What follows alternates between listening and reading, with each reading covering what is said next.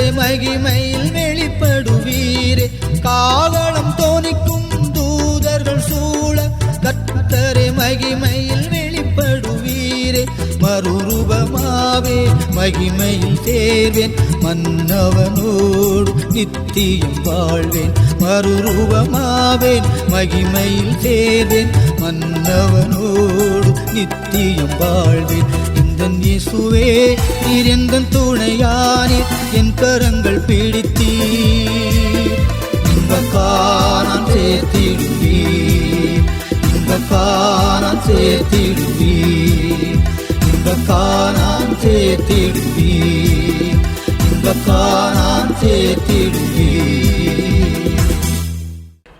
கர்த்தருக்குள் அன்பானவர்களே, அனுதினமும் கிறிஸ்துவுடன் தியான வேலைக்கு உங்களை அன்புடன் அழைக்கிறோம்.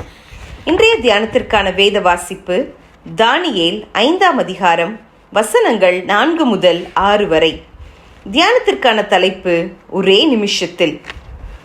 கடைசி எக்காலம் தொனிக்கும் போது ஒரு நிமிஷத்திலே, ஒரு இமைப்பொழுதிலே நாம் எல்லாரும் மறுரூபமாக்கப்படுவோம்.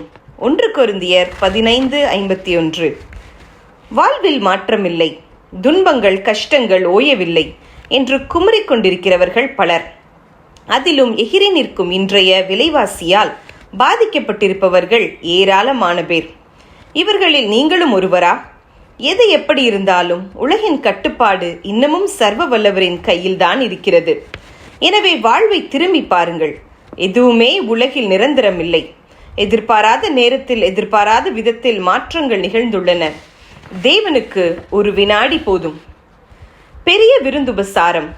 தேவாலயத்தின் பொற்பாத்திரத்தில் குடித்து வெறித்து ஆண் பெண் வித்தியாசமின்றி வெறியாட்டமாடி தங்களையே மறந்து குதூகலத்தில் இருந்திருப்பார்கள் அந்த ராஜ மண்டபத்தில் இருந்தவர்கள்.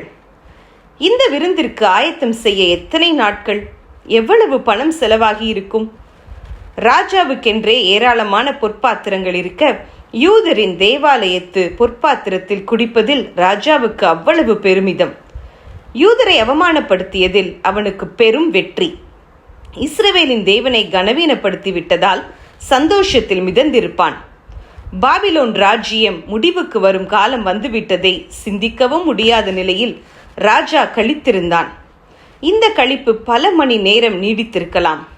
ஆனால் ஒரே வினாடியில் ராஜாவின் களிப்பு கலக்கமாக மாறியது.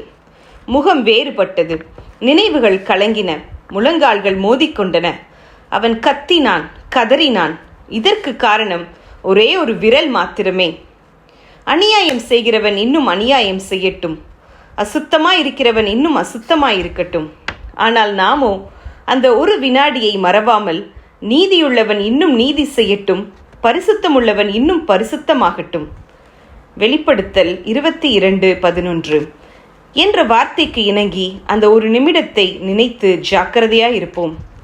தேவ பிள்ளையே, காரியங்கள் மாறிப்போக ஒரு நொடி பொழுது போதும். நம்மை சிறுமைப்படுத்துகிறவர்கள் விலகியோட ஒரு நிமிடம் போதும். அகங்காரங்களையும் ஆளுகைகளையும் அழித்து போட ஒரு விரல் அசைவு போதும். சுகவாசி பரதேசியாக எவ்வளவு நேரம் எடுக்கும்? அந்த ராஜாவின் களிப்பு கலக்கமாக மாறவும் ஒரு நிமிஷம்தான் எடுத்தது. அதுபோல நமது கலக்கமும் களிப்பாக மாற ஒரு நிமிஷம் போதும்.